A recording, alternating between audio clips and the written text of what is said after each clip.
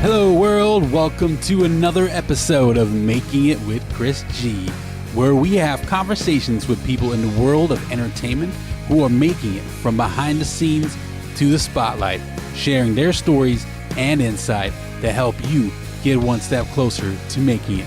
Welcome back everybody. Today we begin our New Orleans series. Down in the tram, just me and my baby, we're all going crazy while jamming and having fun. This is a little shout out to my boy John Boutte, who I've seen live very many times at the good old Blue Nile on Frenchman Street, one of my all-time New Orleans faves. I gotta get John Boutte on the podcast. That will be really fun. But in the next 5 weeks, we will have our New Orleans series. We will have interviews with Jeff B., one of the pioneers of the New Orleans hip-hop scene, from being one of the first to bring hip-hop to radio in college at the University of Tulane and doing live events in New Orleans and much, much more. Ivan Neville from Dumpster Funk and son of Aaron Neville will be one of our upcoming guests. John Phillips, manager of Dumpster Funk, Slightly Stupid, Sublime, and many more. Also, Mr. Wayne Lee, former talent buyer for two of the most historic venues in New Orleans, Tipitina's and House of Blues. But today, we're kicking it all off with one of my really good friends, Mr. Erick Greene, who's the marketing manager for Hookah Entertainment and former marketing coordinator at House of Blues, New Orleans. More on Erick in just a second. We had a great episode in round 2 last week with Greg Willett. A lot of great information. If you missed it, grab a pen and paper because that is a great one. You're going to take so many notes, so many valuable lessons that you can apply today. So when it comes to marketing, branding, building your strategy. So I really want to encourage you guys to go back and check that one out. I got a lot of great feedback on that episode. And Greg said on that episode, you'll discover how to build a list of rabid fans, why social media will never drive sales like email does, and how to create a content schedule so people think you are everywhere. Such a great episode. Check it out. While you're at it, please subscribe on iTunes, Stitcher, or Podcast Addict, anywhere you listen to podcasts. If there's a platform you listen to and we're not on, please let me know. Would love to make it easy and convenient for everyone to listen. Also, if you get a chance, leave us a review on iTunes. Hopefully it's 5 stars. Hopefully you're enjoying what you're hearing. Hopefully this information is bringing you a lot of value, something you can apply to your career and your life every single day. So hopefully we get you leave us 5 stars. Take a quick second. It doesn't take long at all. It takes less than a minute. Leave 5 stars. If you get a chance, just write something up real quick on iTunes. Click on ratings and reviews under Making It with Chris G on iTunes. We really appreciate everyone listening, everyone leaving the reviews. It helps keeps the lights on, helps keeps the podcast alive, bringing new people to come in and learn all the valuable lessons that all of our guests have to share with you guys. So on to Mr. Erick Greene. Erick Greene is the marketing manager for Hookah Entertainment, where he promotes over 200 concerts a year all over the southeastern United States for their touring division. Hookah Entertainment is also responsible for Tortuga Fest in Fort Lauderdale, Florida, Pemberton Festival in Pemberton, Canada, and Buku Music and Arts Project in New Orleans, Louisiana. Prior to working at Hookah, Erick was the former marketing coordinator at House of Blues and Live Nation in New Orleans, the biggest promoter in the game, where he worked under the great Mark Roberts, one of my mentors as well. This is where I first met Erick. I always remembered Erick being the social media guru at House of Blues. Whenever there was something new going on or new tips and tricks on how to promote a show or to do something, Erick was the guy I went to learn. He's super creative. He's extremely humble. And this is a really fun episode. A great way to kick off the New Orleans series with a good friend, Mr. Erick Greene. I hope y'all enjoy.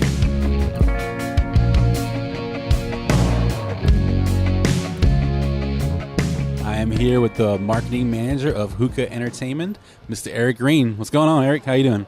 Hey, Chris. Pleasure to see you again. Yeah, it's real good to see you again. So I guess let's get into what is Hookah Entertainment and what do you do for them? Because I work, as you know, we've talked about, I work at Full Sail University, and everyone knows Live Nation. Right.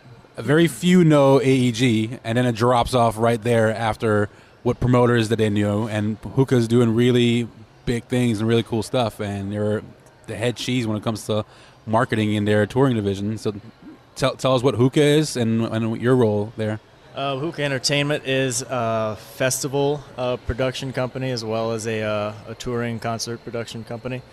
Our flagship festivals are Tortuga Music Festival, it's a country music festival on the beaches of Fort Lauderdale, Florida. Pemberton Music Festival, which is a contemporary camping festival, Coachella of Canada, if you will, based out of about 2 hours out of Vancouver in a little town called Pemberton, British Columbia. Also, Buku Music and Arts Festival here in New Orleans. We work with our friends Winter Circle Productions on producing. Aside from our festival realm, we're also very active in the Southeast markets with our touring division and our concerts from Texas all along the Gulf Coast, up the East Coast to Virginia, many states in between. Nice. And you are in charge of marketing, you said over like 200 shows a year? Approximately 200 shows a year over 10 different markets in the Southeast, as well as some events that we put on in Vancouver. Nice. And we'll dive a little more into all that, but speaking of New Orleans, we're hanging out here in New Orleans where we first met. How long have you been in New Orleans? Yeah, buddy. Looking at 11 years now. Well, take out a year for Katrina, of course. But yeah, 10, 11 years been based here. Nice. And you're from South Louisiana? Good old... From down to Bayou and cut off Louisiana, yeah. New Orleans is big on food and music, so what's your favorite New Orleans restaurant? Oh, God. It's really hard. It's hard living up here, living in New Orleans, and really not being a big foodie. You're not a big foodie? Not a big foodie, wow. Man. I'm as simple as can be. Give me some Taco Bell on a Saturday night and call it a good time. Wow. Speaking of New Orleans, Louisiana native, Taco Bell's the choice. All right, just give me a great po' boy. That's all I need. All right, where should someone go to get a po' boy for anyone listening that's coming to visit New Orleans? Mahoney's has good po' boys. Mahoney's in Uptown? Magazine. Yeah. That's a good spot. Guys po' boys. Shout out to our neighbors in the Uptown district next to hookah offices. Yeah, they've got good po' boys. What's the first concert you've ever been to? First concert I've ever been to was No Doubt, Cake, and the Vandals. Nice. UNO Lakefront Arena. 96 maybe. 96? How old were you at that show? I want to say 12. Nice. I was 12. Off the Tragic. It was in support of the Tragic Kingdom album. No Doubt's Tragic Kingdom release. Yeah, it was solid. That was a solid show. Very cool. It's a good first one. What's your favorite Mardi Gras story? I don't remember them. That's the problem. That sounds about right. That sounds like Mardi Gras. How'd you get started in all this? Like, when's your interest in music spark? I think you were in a band before when you first... Yep, that's it. Started? Growing up down the bayou, you are limited, I guess, in your exposure to certain things. But music was always something I gravitated towards. It was always something that helped me understand expression. And, the first time I heard a Primus song was when my whole world kind of changed. Yeah. So first time I heard Wynona's Big Brown Beaver by Primus, my eyes opened up to a whole new world at that time. So it was like Primus, 311, Stone Temple Pilots, Pearl Jam. Those were the bands that I was kind of listening to when I was developing my music sensibility, I guess you could say. So from that moment on, it was always a big influence in my life. Then learning to play guitar, when I was 12, wanted to start a band. Started a band at 15 down the bayou, cultivating a music scene down there with our peers and things of that nature. And it took shape from there. I just wanted to grow that. Ended up in New Orleans because it's just the natural progression of things, right? Started going to school, UNO, got involved doing street teaming work for a publicity company here in town, putting up posters around town, things like that. Where'd you go to study at UNO? And that's University of New Orleans for... That's University of New Orleans, here in New Orleans on the lakefront. I went to UNO for a couple of different things: media production, mass communications. Ended up in business administration with a minor in marketing. Okay.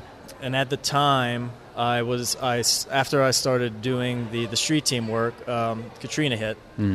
Took a year off, went back down to Bayou, worked, made some money, to end up moving back to New Orleans about a year later to a really, unfortunately distraught city, and got in with the House of Blues at that time when I moved back up here.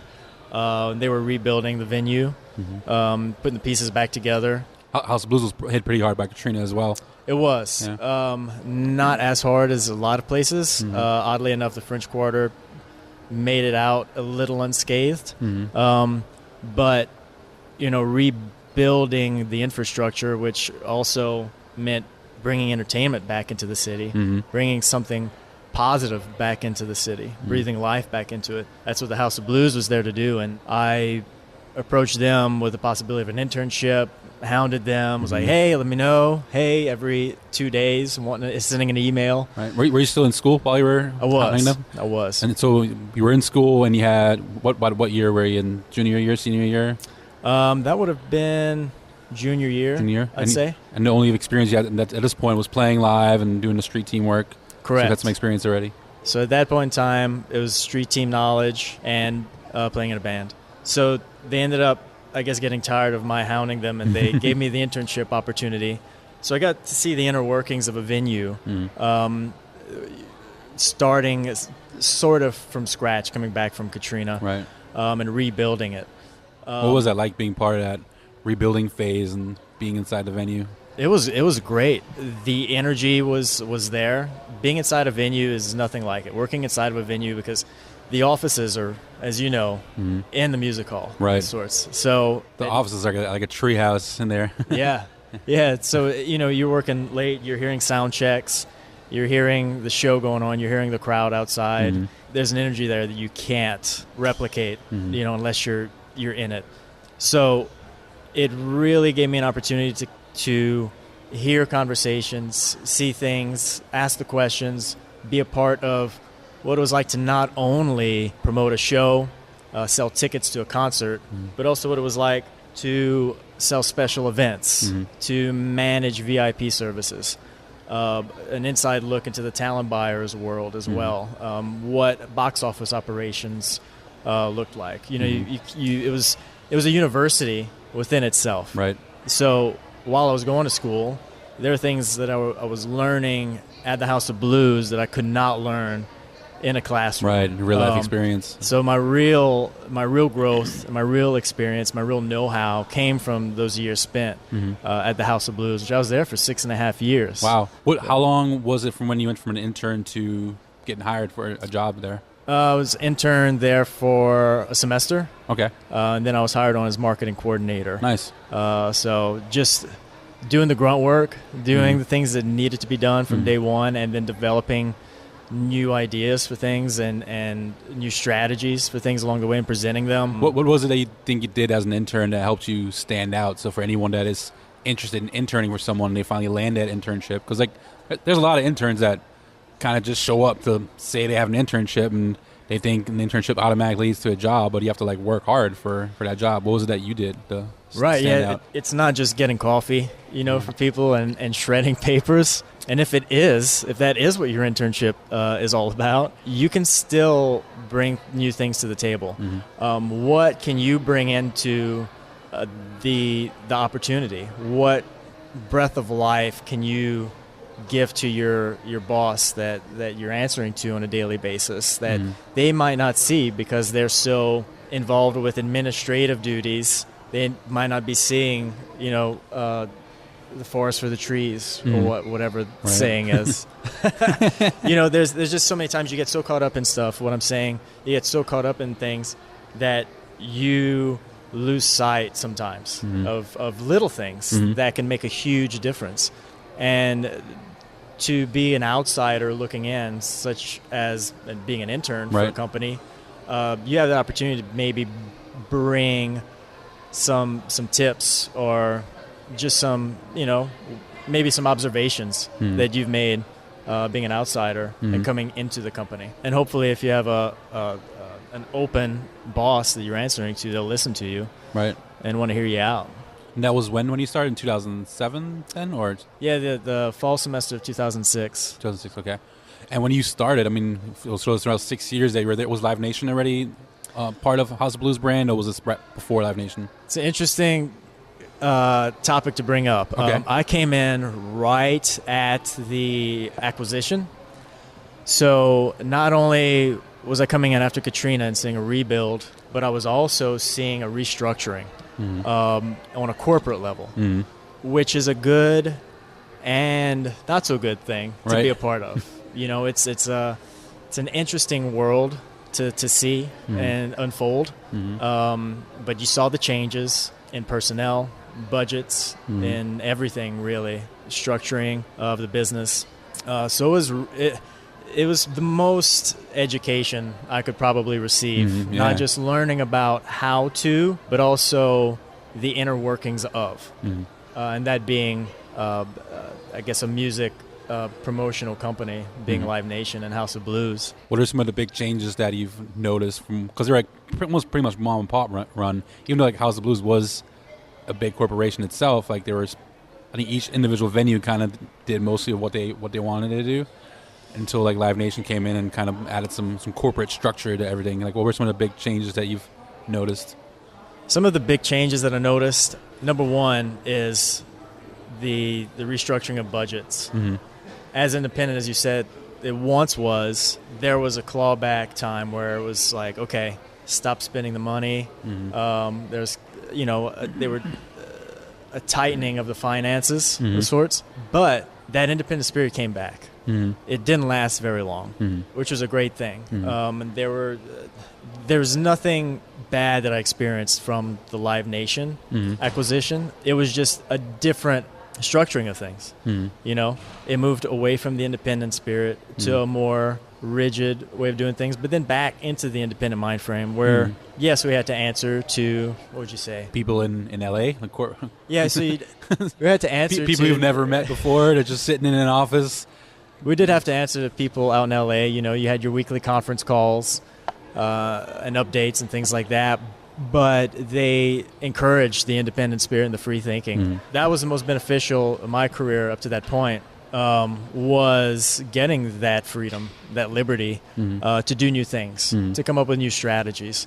And then at that time, not only was there the balance of Live Nation coming in, but there was also this new world of social media that was rolling in. I was going to ask about that because social media, I mean, yes, you had MySpace and Twitter started coming up maybe right before 2006, but then right around between 2006 and 2010 is when social media started really booming and became a really big part of people's lives. So you probably saw a huge change in the way shows were promoted and marketed while you were there.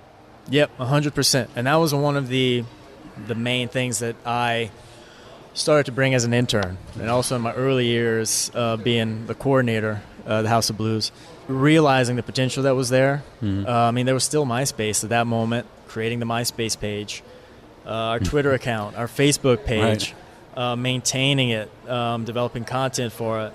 It was from scratch. There were no rules. There were no white papers about it. There were no blog entries to really read. At that moment, it was a wild, wild west of sorts. What's going to work this week? What's going to work a month from now? How do you sustain your presence on your social media accounts? So that was one of the big things that I was, I guess you could say, in charge of in my early days of being the coordinator of House of Blues. And it was really fun. It was a fun time. You were coming up with new promotions, different ways of doing things that you never could do in a concrete world. You're bringing new elements to the digital space, and it's among your fans, and they're sharing it, and they're talking about it, and they're being a part of the conversation.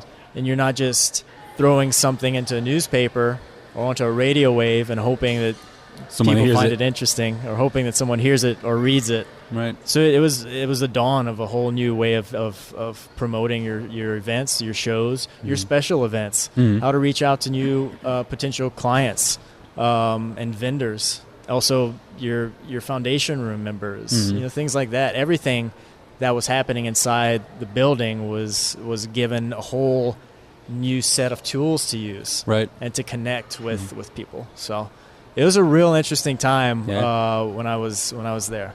That's cool because like you saw the change of how shows are being promoted, a change of technology, and a new way to reach and engage with fans. And it's like, it's like almost like in the foundation of social media. I mean, you kind of like dabbled. How did you learn like how to use all these platforms? Is it just by going in and dabbling in all of them? Like, what was and how did you introduce that to Live Nation that they should be paying attention to these things? Loaded question here. Loaded question. This is my favorite thing to do, ask loaded questions. So also the time I was at House of Blues, I was in a band, which we spoke about.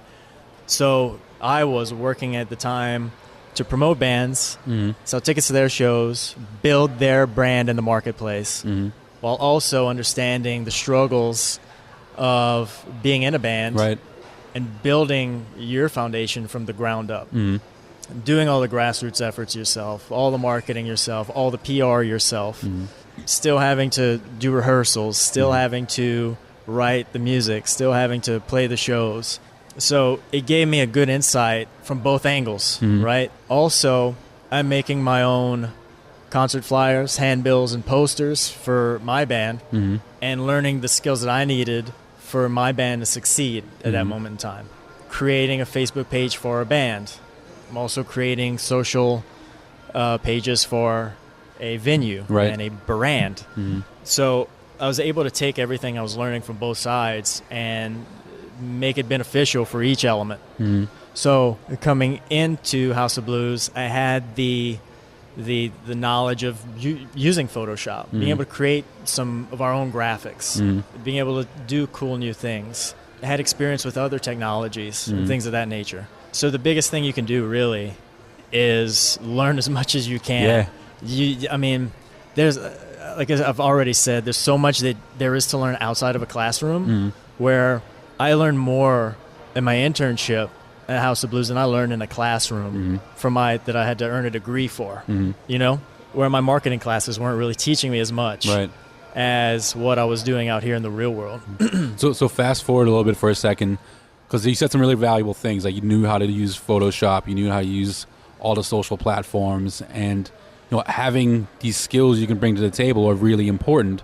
So in today's world, what should students be learning to use besides what they are learning in the classroom to be able to apply to a job? Be as versatile as possible.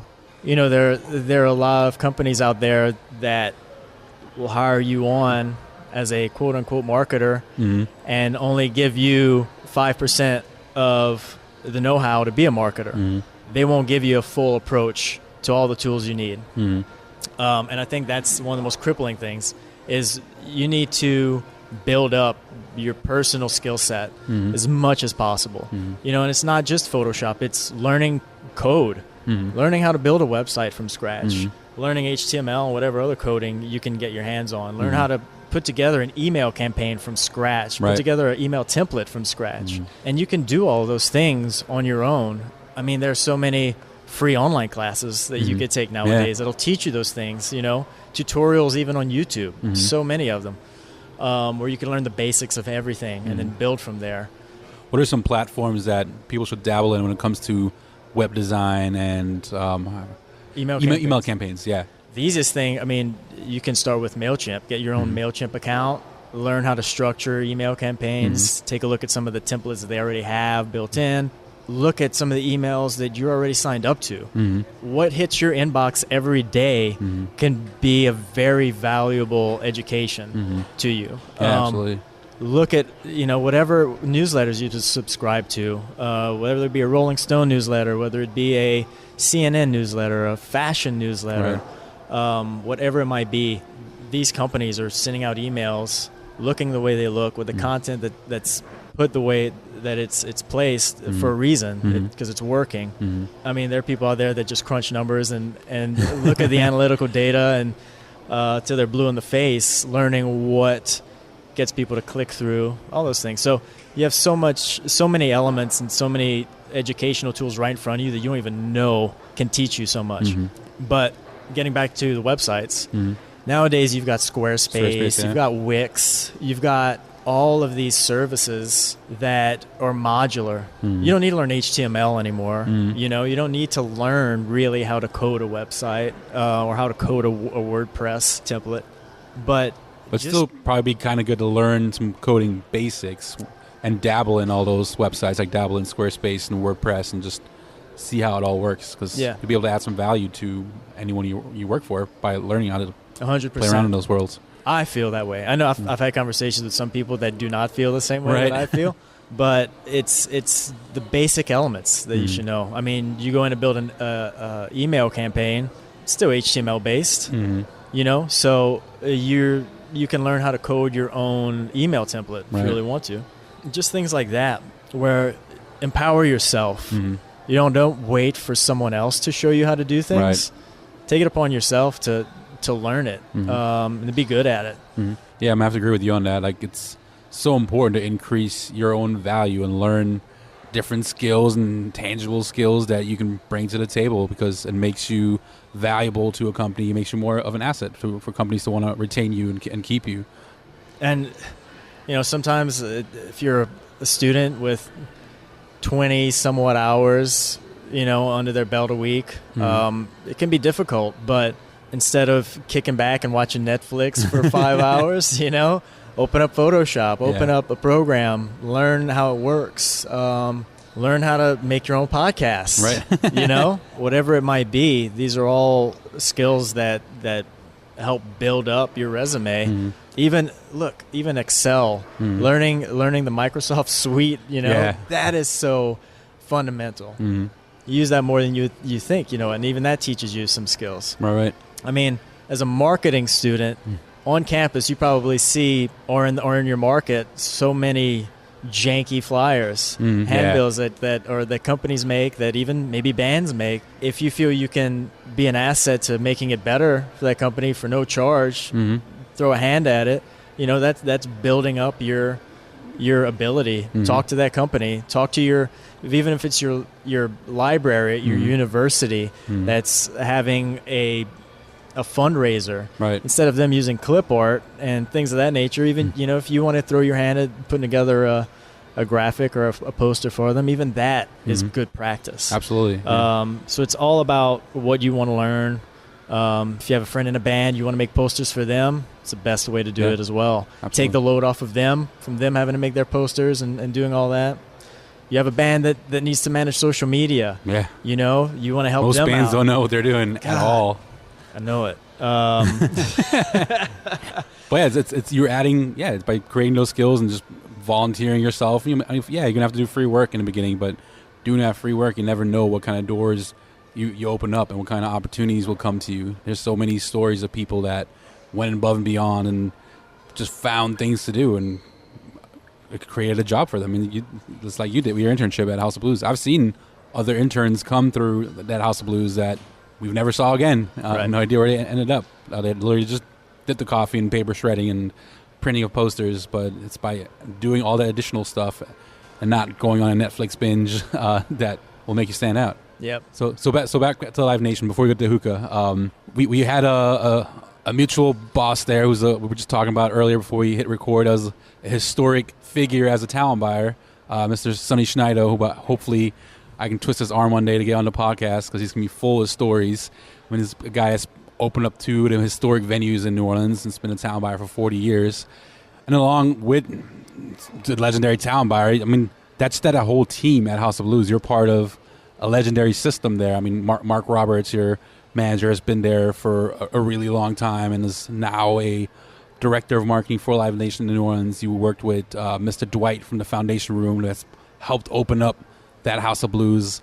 Just a lot of historic figures to the New Orleans market, and I'm sure you've learned a lot from these people, and that they brought a lot of value to your career that helped you move on to hookah. What are some the values, and I guess a lot of younger people can sometimes rebel against the older generation and think they know everything better. Of course. But I'm sure those figures added a lot of value to your life because they added a lot of value to mine. Like, what are some values that they added to your life that you took on with you to hookah and still carry with you today? Yeah, you're right. There were a lot of figures there. The House of Blues set the fundamentals for a lot of the practices that are going on there and probably at Live Nation today, and that are probably a part of our fabric as well, you know, that we've picked up from them, lessons that we've learned. You know, number one, it's kindness. And as you said, you know, young people want to rebel against the older infrastructure, but that is the only way to grow. But you can rebel and still be respectful.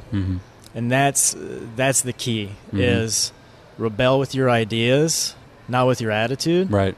Because there's always a new element of change that can take place with rebellion. I mean, it's happened in music, right? You know, over the course of how many years. It's only changed because of rebellion. Some of it's been destructive, some of it's been peaceful, but it's the spirit of rock and roll, is this rebellion. But you do it with a respectful nature, and you set just a great course for yourself. And that's to the artists you work with, that's to the management teams you work with, and your peers and your colleagues that you work with.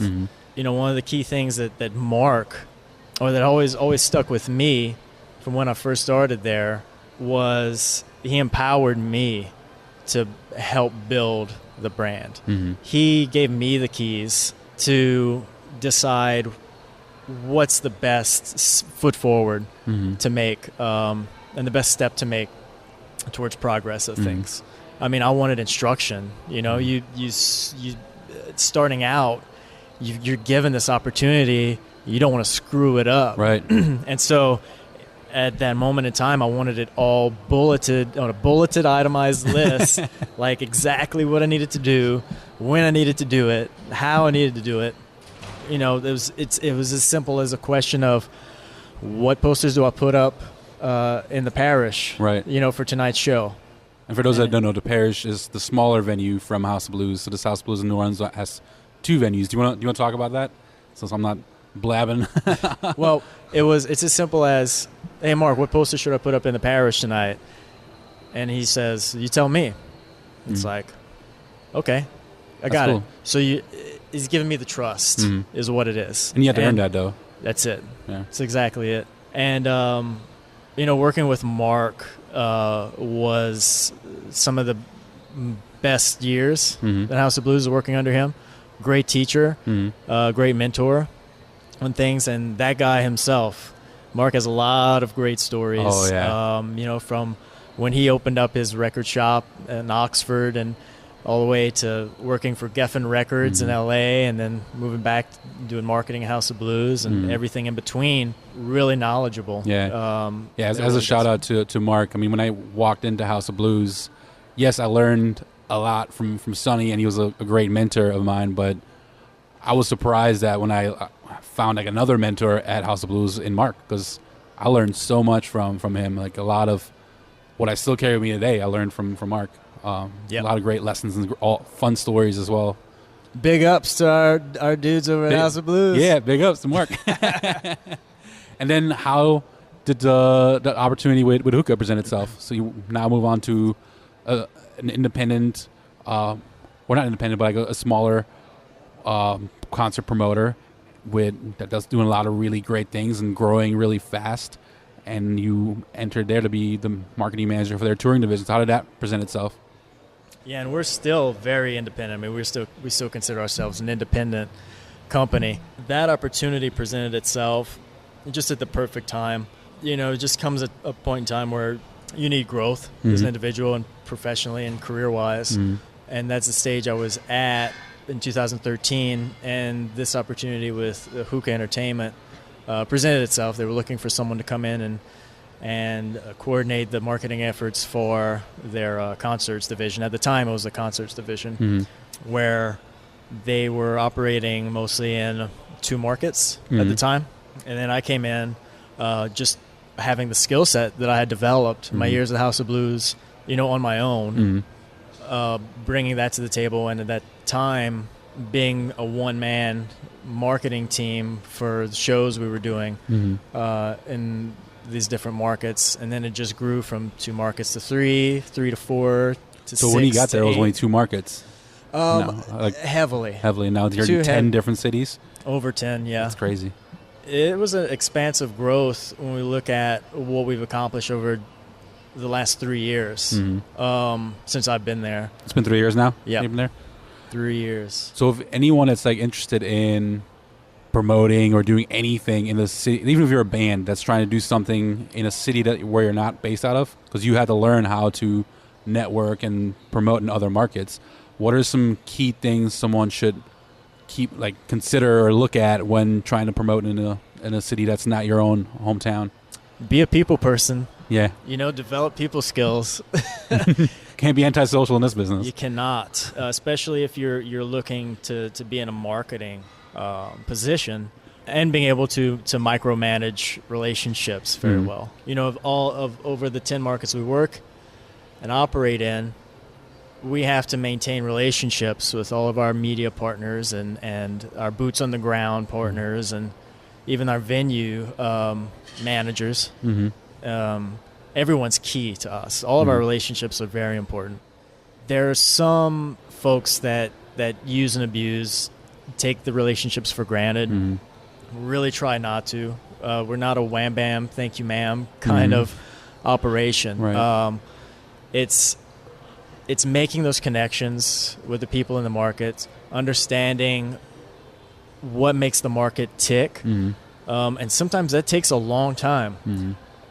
Every market that we work in is insanely different from each other in some regard. So you have to understand what makes it tick, what makes the gears work in each market that you're in. And you only do that by making connections with the people inside those markets, whether it be program directors for your radio stations or editor of the weekly alternative newspaper, or your university radio station, whatever it might be. Your local record store, man, huge. We try to keep it from my vantage point. Try to keep it as local as possible. We are the markets that we're in. Right. We're not just trying to come in, dump a show, sell some tickets and then bounce. Right. We're in those markets because we believe in the markets and we love the vibe of those markets. We talked about earlier before we recorded that you were talking about how you've built, your company has built scenes in markets that didn't really have a scene. What is that experience like? How did you do that? So many elements can go into that. It can be frustrating at times, but rewarding. The reward you get trumps the frustration at the end of the day. It's building social communities. It doesn't happen overnight. It's building your relationships, like I mentioned earlier, with your stations, with your media partners, with your influencers in each market.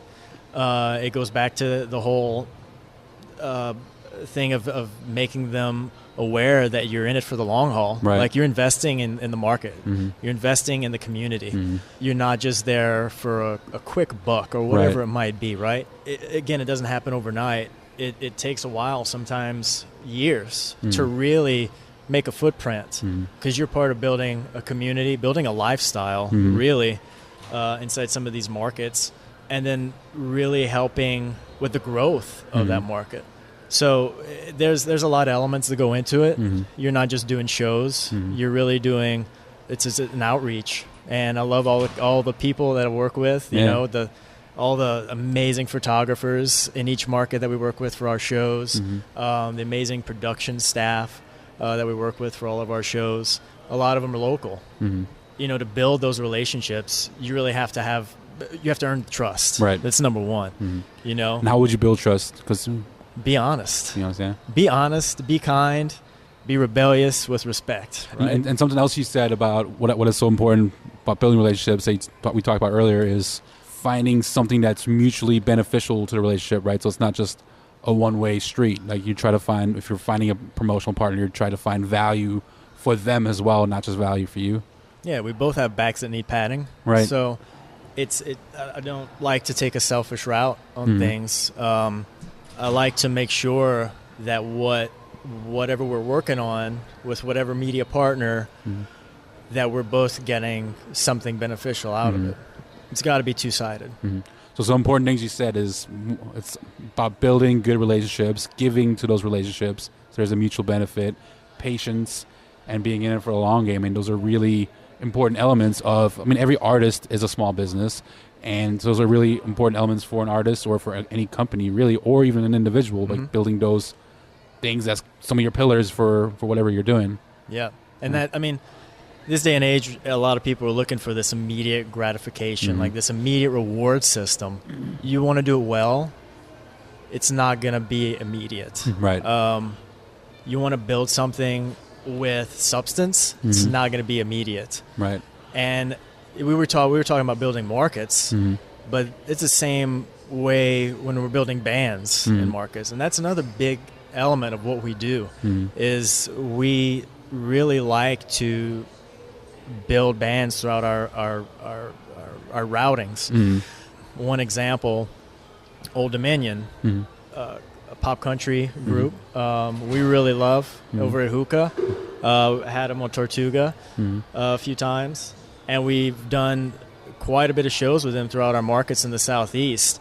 When we started doing shows with them, they barely had a single out on the charts. Now they have multiple #1 singles, and we're helping them sell out rooms that we do them in our markets. So it's great to find those relationships with bands as well. Right. Believe in them, help build them up, help develop content with them along the way.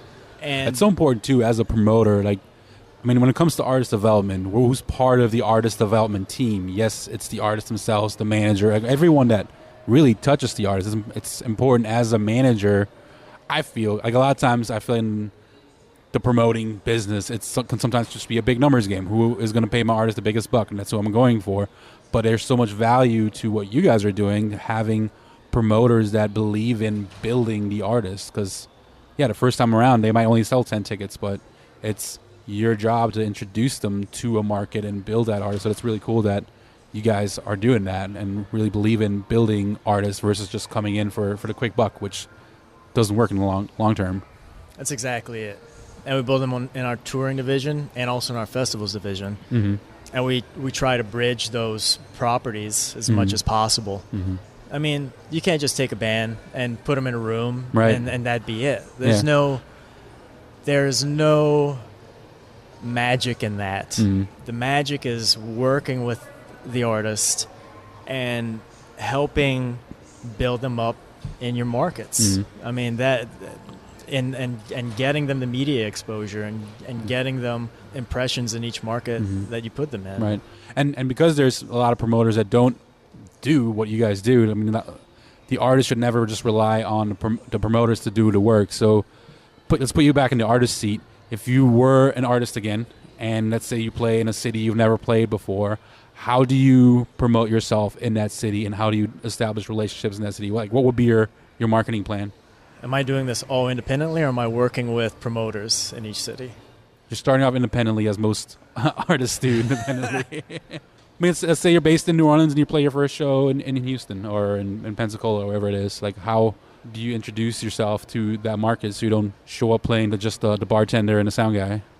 Well, again, it starts with that outreach and that relationship building. People might not be receptive at first, but I would reach out to the record stores, to the university radio stations, to any smaller music communities that might be in Houston, or any music-oriented spots that might put up a poster of mine if I send it over to them. Might put out some handbills if I send them over to them. Doing some targeted investment advertising via Facebook. I wouldn't do it too broad, really targeted. Who do you sound like? What's my band sound like? What kind of artist or band do my fans gravitate towards? Target fans of those bands. With one of your classic, if you're a fan of TV on the radio, then check out Coffee Cup's new single, give me some sugar. Yeah. And then Loves the band. a free, download link, whatever, something like that. Just something that gives you some impressions and some exposure. Right. I'm a big fan of free downloads, free music that you could send out there. I don't think you should do it to a crippling effect that it counteracts your efforts. But how else everyone has ADD now because of a rapid social news feed, right? Whether it be Twitter, Instagram, or Facebook. The average tweet I heard has like a 6 to 8 second lifeline. That sounds like a long time to me, actually. Sure. I'm surprised. I watch people scroll through their news feed. I watch my wife scroll through her news feed, my niece, my colleagues, even I pay attention to myself. The rapid pace that people cruise through their news feeds, it can get dizzying, so it's how do you make an impact anymore? Either it has to be really out the box. You get amazing publicity, which is another angle you can use. I've seen some bands that are just starting out, don't even have anything recorded, that put all their money into hiring a publicist, and they put together a press release for an album coming out for an artist that doesn't even have any content. Right. And it's getting published in Pitchfork or wherever, and that artist hasn't even done anything yet, but they're getting all this publicity. So there is that element as well. Fake it till you make it. Yeah. Where you're getting your name out there in a fake big way, and so it piques people's interest. So it's a lot of brand awareness building in the beginning. You're like through those Facebook ads, by building those relationships. It's trying to create awareness for the brand in those markets, really. Yeah, and I'm not saying that's the right way to do it, right? Everything, you have to do what works for your brand, for your band. You have some bands that might use couchsurfing.com, and they'll do like house performances. And there's some college kids in each market that want to throw house parties and find bands that'll come and play in their house. Right. And you could build a groundswell in that nature. Foles, that's an example. They used to do house parties. Oh, really? I didn't know that. And so they just go from city to city and play at people's houses and at colleges? Yeah, and just DIY venues, and so they became part of a party scene, party aspect, right? That's a great way of starting out because you're reaching out, you're building relationships, you're playing not in front of nobody. Like if you play a house party and there's 20, 30 people there and half of them now become fans, now next time when you go to a market and play a club or a venue, then at least you have, hopefully those 15 people plus they spread the word a little bit, and with the word of mouth, which is the best marketing, and those 15 people turn into 40 people of your first show. Yeah. Just build it from there. Building up a scene within a college, within a university, that's impactful, So you do shows like that. Next time you go, the fourth time you go into the market, and that time you do it in a club, then you may be able to pack it out using all those students and those networks that you've created when you're doing house parties or DIY venues. So you've promoted a lot of shows at House of Blues, 200 plus shows a year at Hookah now. Do you get a chance to go to a lot of shows and see some of the work that you're putting in? Try to as much as possible. It's working at House of Blues was different. You're working in the venue, right? So you're at the show, whether you want to be at the show or not.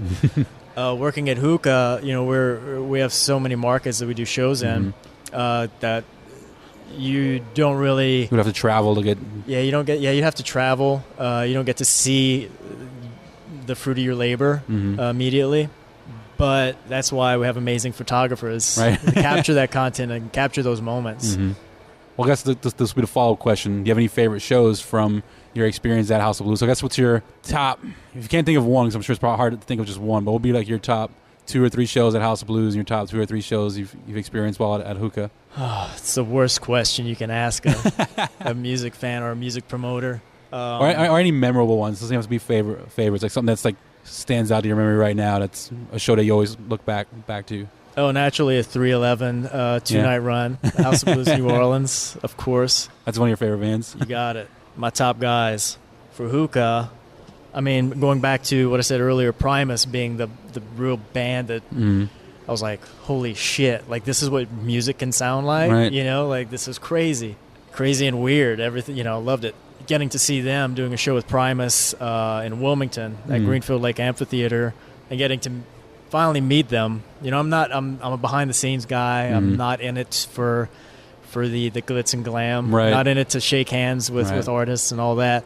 But to be able to meet them, these guys that when I was 11, 12 years old, you know, listening to their music and being wild by, and finally being able to meet them, see them live at one of our venues, was a real cool experience, a real emotional moment for me. Where was this at? Which city and venue? So that was in Wilmington, North Carolina at Greenfield Lake Amphitheater.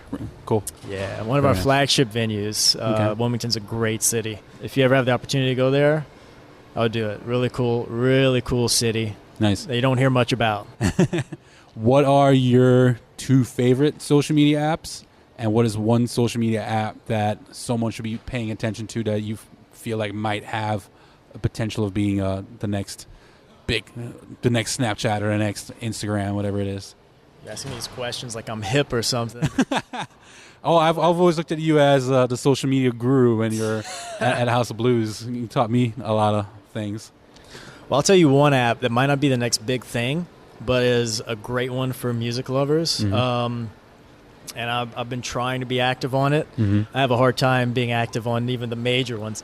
But it's called Symbol. Symbol? And not like the artist formerly known as Prince, Symbol, but Symbol as on a drum kit. Okay. Symbol. And what it is it's an Instagram essentially for music. Okay. So you can attach and connect your Spotify account, your SoundCloud account, and you can post music. So the same way a picture shows up on Instagram, I think you've told me about this the album before. cover shows up, you hit it, and you can listen to a song that someone shares, and you can put a comment to it and describe the song or describe why you're sharing it or whatever it might be. That's cool. But you can scroll through your feed and see a song that someone's sharing and click on it and listen to it. It's a great discovery element, but it's also, you know, for the music fan that loves to share their music, it's a great expression app. I love it. That seems like a cool way to share music and just discover music as well from your friends or people in your network. What's a piece of media that you share with people the most? And this can be a book that you share with people. It could be an article. It could be a video, a podcast. What's something that you share with people the most that they should check out? The book that I share with people the most is usually The Alchemist by Paulo Coelho. Okay. It's just a great book about finding your personal identity or your personal legend, as they call it in the book, and following your destiny. When it comes to industry stuff, my boy Dave Brooks over at Amplify, the mag, you know, that's kind of my go-to. I love the stuff he shares and the personal touches that he puts on things. So another big inspiration of mine when it comes to just personal lifestyle and also integrity of work, that I feel it's a philosophy on things, the 4 agreements. Oh, that's a good one. Yeah. So I have also a poster of that hanging up at my office over at Hookah. I won't take up much time on the podcast with it, but I recommend everyone out there going out there and reading up on the 4 agreements, what they're about. And that's a book, right? It's a book. Yeah. They make like a small, I think, Cliff's Note version of it. That's the essential 4 agreements. And then there's the full lengthy read. But it's essentially just a way to live your life and keep integrity in the workplace, to keep your head game strong. So I would encourage everyone out there that's listening, check out the 4 agreements if you haven't. And if they haven't worked for you, let me know, because I want to know why they can't work for you. Right. I think it's a valuable tool. Those are definitely some good 4 very valuable, using valuable and values together. So those are some 4 really good values to add to your repertoire. So yeah, it's a really good book. Agreed. That's typically it, man. I told you I'm not a big social sharer. I don't. Yeah. That's cool. Those are good ones. Those are too much. You know, it's always funny. Like people are like, "Man, you saw any good shows lately?" It's like, I haven't been to a show in I don't know how long. It's funny when I talk to other industry guys, you know, and they're like, "Hey, man, same thing. I used to go to shows all the time, and then once I get involved in the industry, like, you just don't go to them as much anymore. Because you're surrounded by it all the time. I always say it's not a career, it's a lifestyle. You're surrounded by this lifestyle all the time, and you try to find that escape sometimes. You just got to unplug. So with that, since it's a lifestyle and there's so much time that goes into that, do you have any daily routines or habits that help you keep sane? Do you have any kind of morning routines or anything to try to make part of your everyday? I wake up, I have a cup of coffee, and I realize that I couldn't imagine doing anything else. Mm-hmm. It can get overwhelming at times, especially when you're working as independent. And essentially, I've stated before, we're a 360-degree marketing agency of sorts. Mm-hmm. So we're doing all the media buying, we're doing all of the PR, we're doing all of the relations. That's artists and media in the markets, the relations with everyone. We're a full in-house agency, marketing agency, So it can get overwhelming at times when you're not outsourcing anything. But I couldn't imagine doing anything else, And sometimes it's a struggle to want to do it, but it's like, I want to do it. Right. Like, this is the most amazing feeling in the world to know that this is exactly what I want to be doing. Where, when you're realizing the work you could be doing, right. when you just kind of think about what other jobs could I be doing, or other careers could I be stuck in right now? I think what Kevin Stone said in his interview, it's better than shining shoes or something like that. Yeah, I hear that. Unless you love shining shoes. Unless you love shining shoes. Then that's your thing. Then you couldn't imagine doing anything else either. So of course, it's all by the person, your personal preference, but this is what I have grown myself into doing. And it's, whenever you question it, or whenever I question it, I just look back on my roots and look back at what got me here. What was I thinking at that moment in the past, 5 years ago, 10 years ago, 15 years ago, that put me to where I am now? It's all built for a reason. I built it all towards this, and couldn't imagine doing anything else. But it's nerve-wracking all the way. So I have this poster that's hanging up in my home office. It says, "If only future me could have explained not to waste so much time worrying, somehow it always worked out." And I always look at that and I'm like, yeah, if only. Because it's like you spend so much time. And this is not just in the industry and in what I'm doing, but also in life in general. Things just play out. Things just happen. And it'll all work out. Yeah. There's no need to stress out and worry. Just be in the present, be in the now, and it'll all correct itself along the way. Absolutely. The pitfalls and the successes, it'll all correct itself no matter what. I love that. So to brag on you for a second, you're doing this panel at the Polestar Live Conference, which is, I guess, kind of like the big award celebration for the industry people that are not on stage, the kind of behind the scenes people. What's this panel about? Yeah, so it's going to be this round table called Work Smarter, Not Harder. And it's kind of speed dating of a marketing plan of sorts. So we'll have 10 minutes per session with a group before they move on to their next panelist. And what we're going to be doing is we'll have an artist that will be presenting, and each panelist will be developing a marketing plan of sorts. What is the best approach to building this artist in the market? What are your best assets that you can utilize to help draw attention to this artist, get people through the door to see her perform, and also help build her in the marketplace over time? So it's going to be an interesting segment. As I said, we have 10 minutes per group before they move on to the next session. So everyone that's a part of the marketing musical chairs, so to speak. It's the speed dating round. That's a speed dating round. Speed dating with Mr. Erick Greene. Speed marketing. It's Maria Brunner from Insight Management, Ayapa Bandana from Concord Music Group, Fred Frank from Frank Productions, Renee Frank of Frank Productions, myself, Fabrice Sergent from Bands in Town, as well as Ryan Taubey from the Mint venue in LA. Nice. And the artist that will be developing a marketing plan for will be Sierra Hull. So essentially, I mean, we'll be thinking of branding and out of the box thinking that we can utilize to really develop this artist, like I said, in the market and for her show and get people into the venue. Very cool. So, very cool. Yeah, I'm looking forward to it. I mean, it's the first time I'll do it, so we'll see what happens. First time in LA? No. Is it in LA this year? It is. Okay. Yeah. It's the first time I'll be a part of something like this, so it's exciting, and then hopefully bring something to the table that's fun and exciting. We'll see. I'm sure you will. Yeah. So two more questions. This one is the question I ask everyone, but what is your definition of making it? Oof.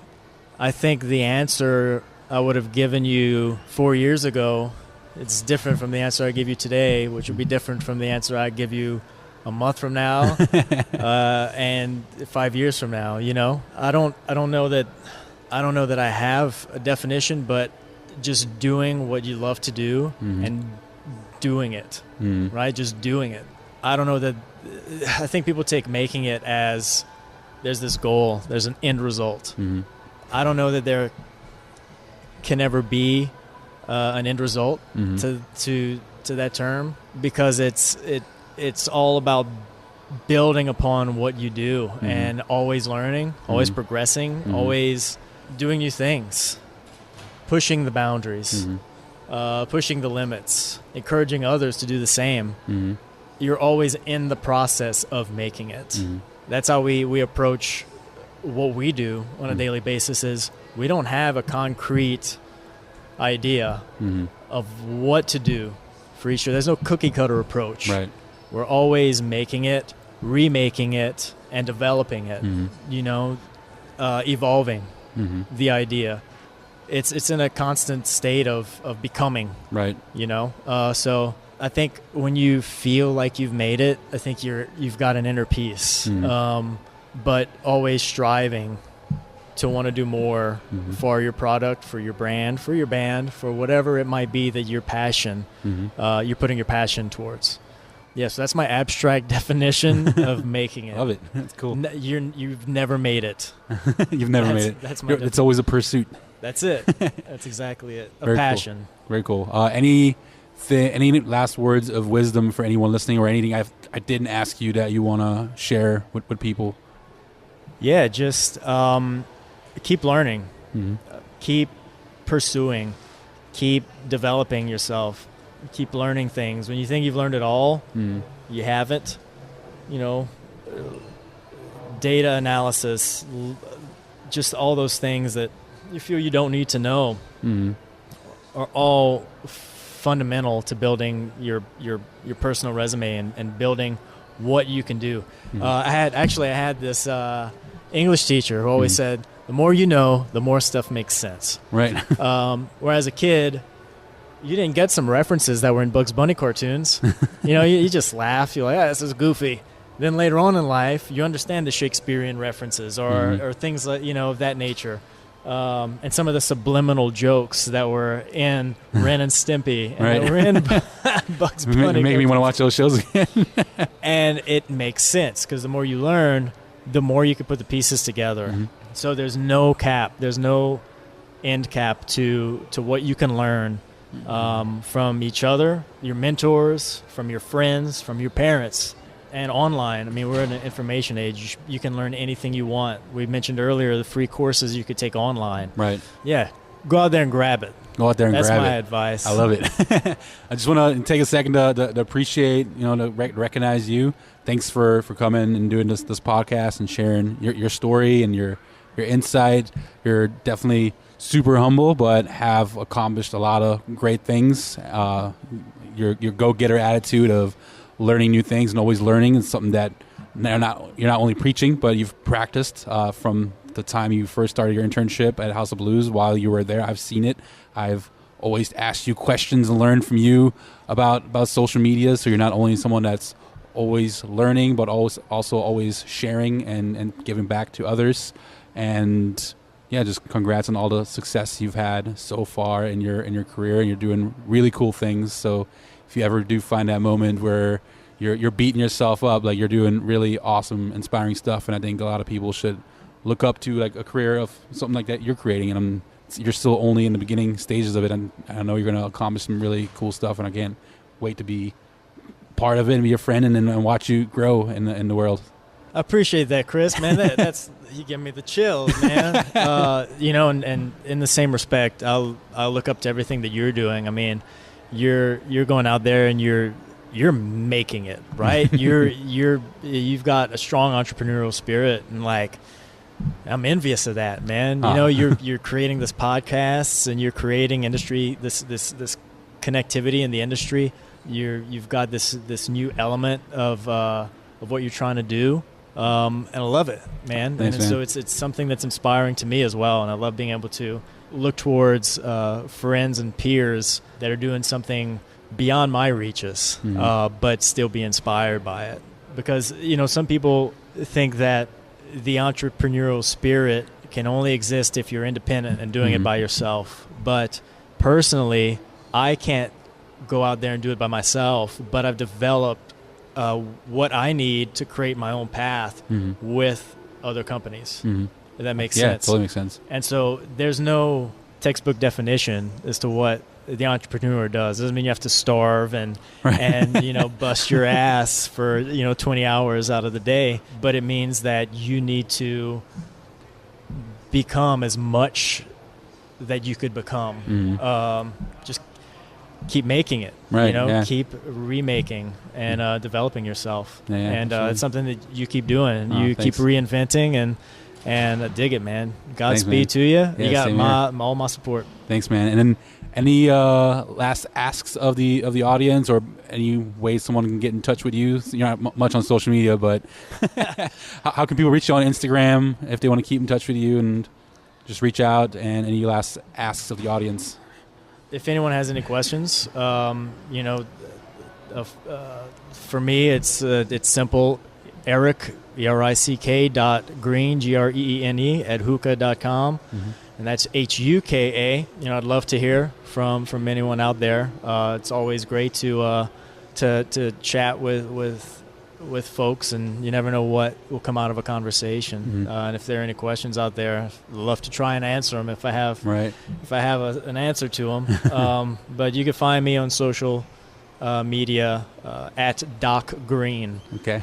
Not a real doctor. is that Doc inspired by Dr. Emmett Brown from Back to the Future? It's a nickname someone a bandmate gave me, and it just stuck. Nice. I was like, that's easy. I'll make that my username forever. I love it.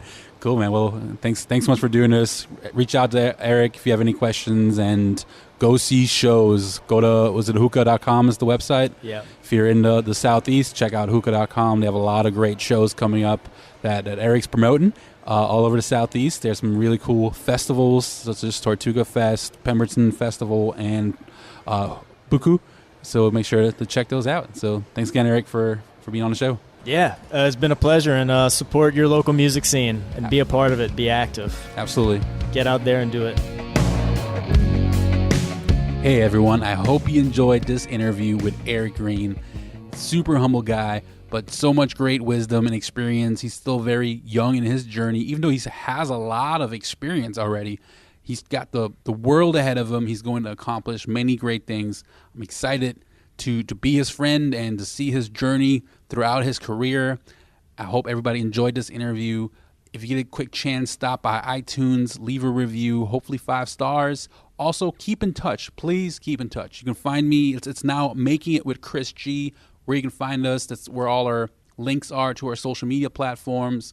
Best way to engage is on Twitter or Instagram. However you want to communicate, I will get in touch with you. I will respond. So if it's email, if it's Facebook, whatever it is, just keep in touch. Let us know what you like about the podcast. Let us know what you like to hear more of. Any types of guests you like to see on the show. Keep in touch. Don't be afraid. Don't be a stranger. I hope to hear from you guys. Thanks, everybody, so much for listening. I really appreciate all your support. And remember, try new things. Be good to people. create content on consistent basis and never stop creating content. And in the words of the great Bob Marley, live the life you love. Peace, everybody.